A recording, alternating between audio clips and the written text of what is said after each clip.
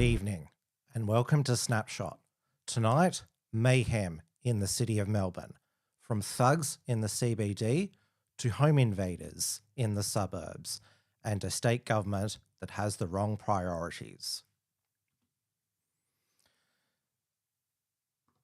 In the city last Saturday, August 16, transgender Antifa, or Transtifa as they are more commonly known, yet again attempted to disrupt a Women Will Speak event on the steps of Victoria's Parliament House.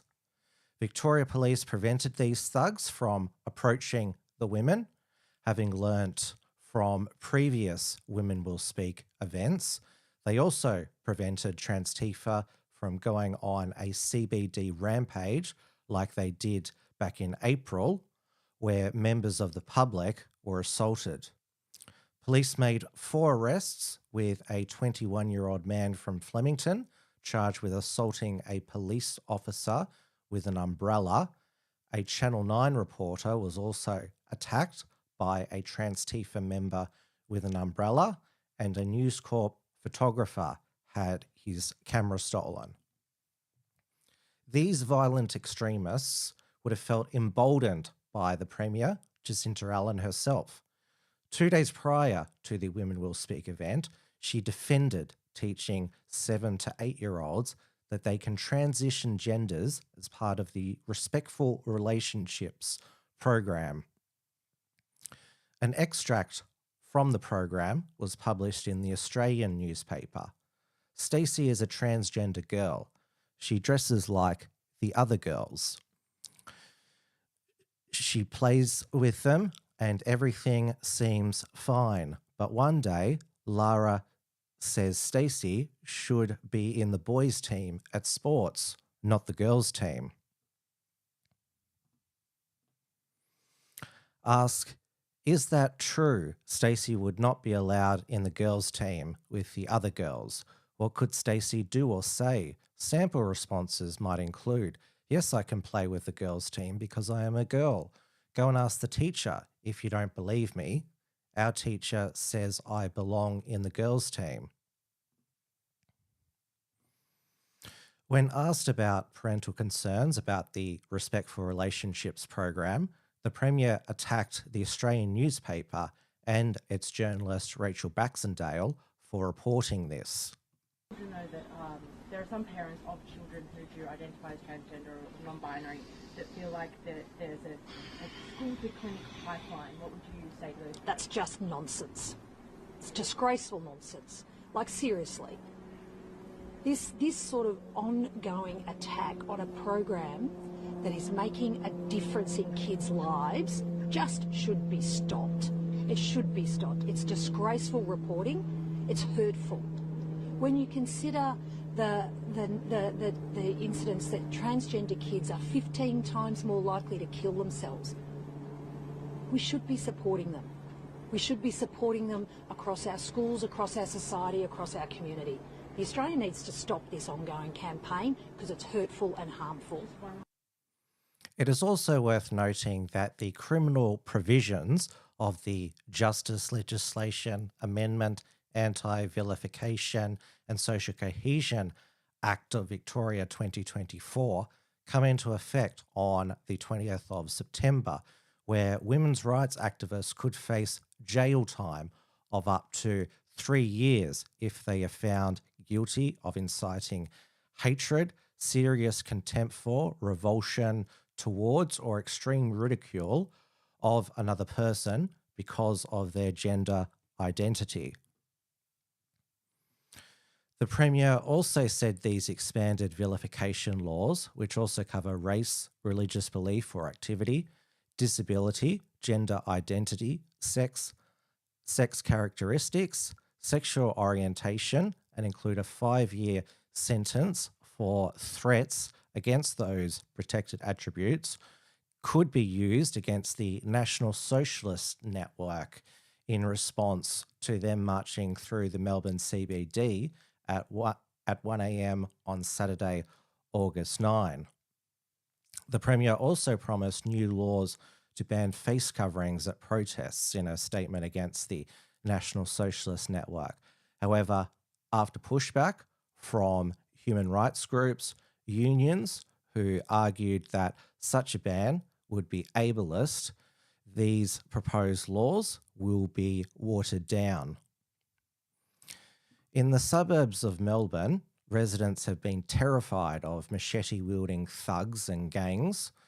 Their targets range from retail thefts to home invasions, leaving victims traumatised. Shopping centres have been placed into lockdown by machete-wielding gangs, with one bystander nearly losing a hand after a machete severed it from his arm. Last Sunday, August 17, 5 offenders broke into a home on Oxford Street in Kew East, armed with machetes and other weapons.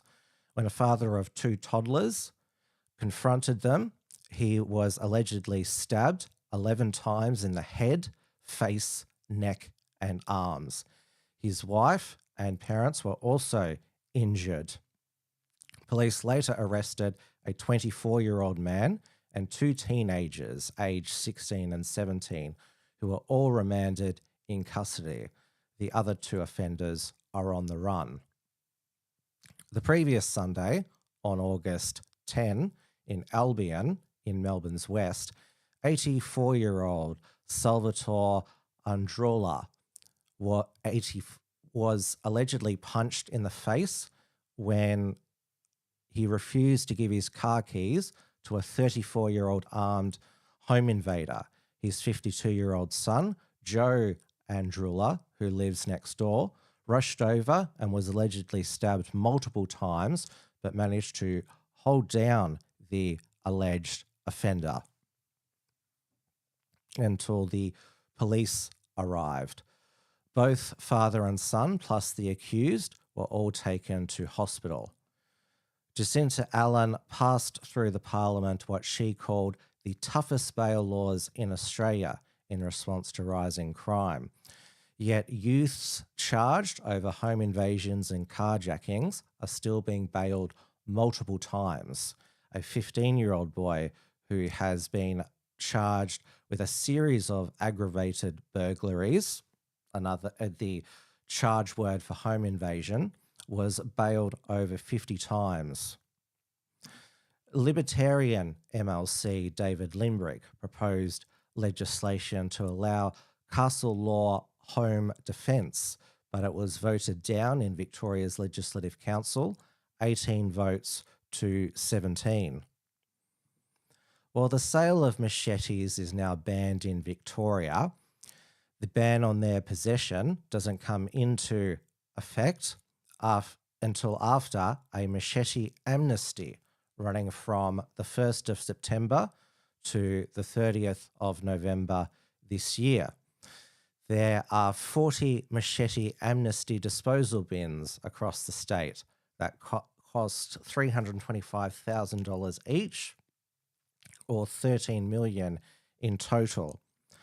There was also the case of Ross Judd, a 32-year-old homeless man charged with the murder of 39-year-old Anitha Georgia Polopis and 50-year-old Andrew Gunn in their Glen Waverley home on Monday, August 11.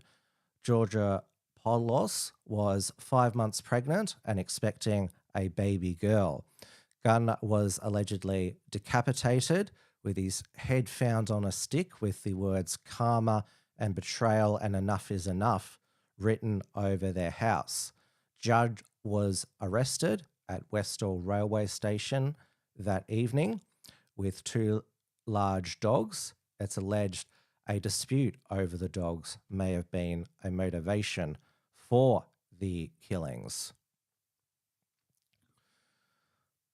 Despite this level of violent crime, amazingly, the Allen Labor government extended its lead in the latest opinion poll. The Resolve poll, published in the Age newspaper, had the Labor state government recording a primary vote of 32% against the Brad Batten-led coalition opposition's 33%. It's a complete reversal from the polls at the beginning of the year, which had the coalition's primary in the 40s and Labor's in the low 20s. This latest poll would mean that Labor would be easily re-elected on a two-party preferred basis of 53 to 47%, with the next state election due in November next year. In responding to this latest poll, former Victorian Premier Jeff Kennett described Victoria as fucked with its law and order crisis, saying, "For the first time in my life, I'm constantly thinking about my personal safety and that of my grandchildren." Stay with us as we continue to cover the crime chaos in Melbourne. I'm Tim Wilms, and that's Snapshot. Good night.